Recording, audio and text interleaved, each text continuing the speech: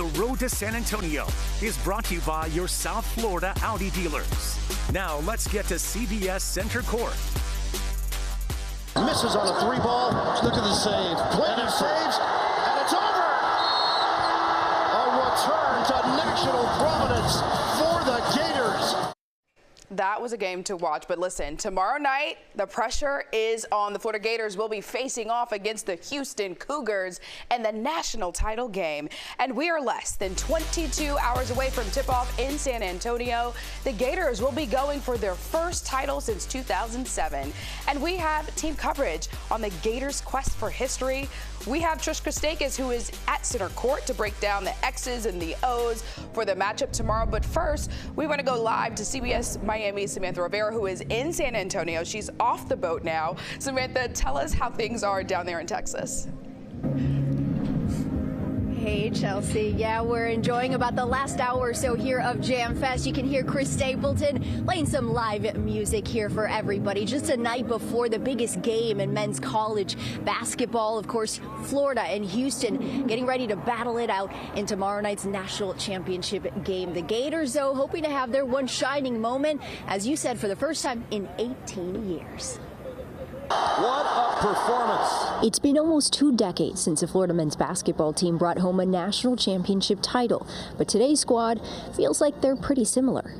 Just the fight that we have and the group of guys that we have, the character guys that we have, we all like brotherhood. What do you know about the 06-07 teams, and how old were you? I think I was like 3 or 4, so I don't know much, but I just know that they were really hard playing team and a really good group of guys. Just some Torian telling me too. That's Green hitting the jumper.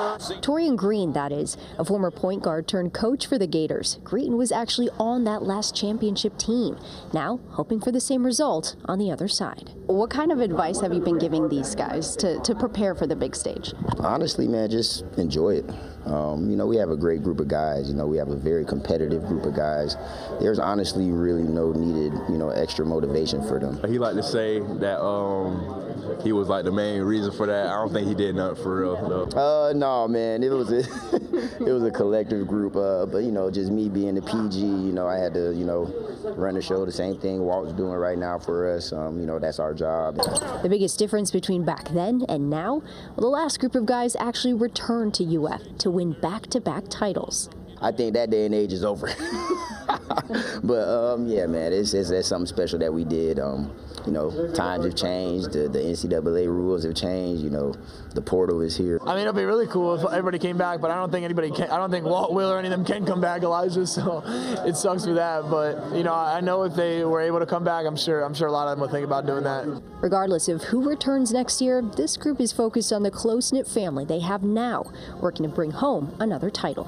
It would mean a lot, especially bringing it back to our little rowdy reptiles, I feel like they deserve it. They've been waiting a long time, and just to bring that culture back to the University of Florida, it's amazing.